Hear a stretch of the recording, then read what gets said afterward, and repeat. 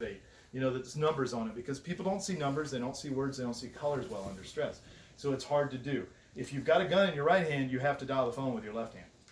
Well, what's the problem with things in your left hand or your support hand? Sorry, I got left-handers in. You Tend not to drop it. It's a very hard thing to do. Okay. Once you get in a fight, you tend not to let go of this. It's hard to cycle tools. If I'm going to use pepper spray, it needs to be pre-deployed. That means if I can, I need to get it in my hand. Now, right now, you really can't see it. Okay. And the first time you should see it is like this. Chuck Haggard calls it the long-distance eye poke. It's a great idea. You can't see. Now we'll fight.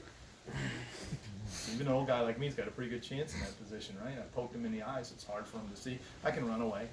Okay, I can do whatever I need. So the OC is pretty useful. What we want to practice in this context is being able to let go of it. Okay, you could certainly use it as a striking implement, but depending on the brand that you're carrying, Saber's got a little lifetime to hit with it.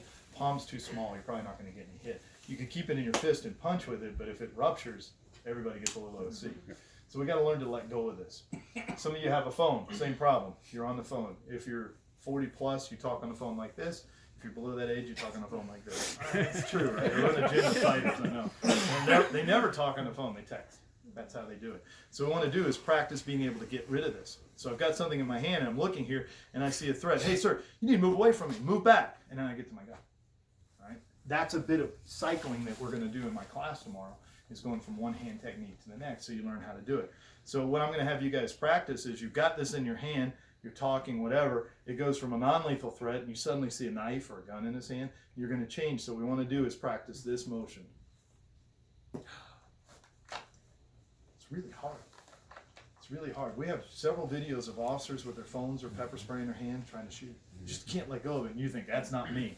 Guess who's open for it then? You are.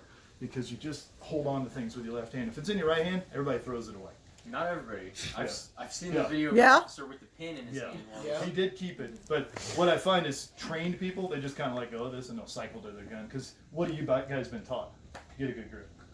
So you know, you get here and you feel something, all right, I'll get a good grip. But in my class, this one tends to do the ninja. Okay? Oh, jeez. That's throw it me, at somebody. just so you know, whenever I do that. So let's make kind of a long line facing this way.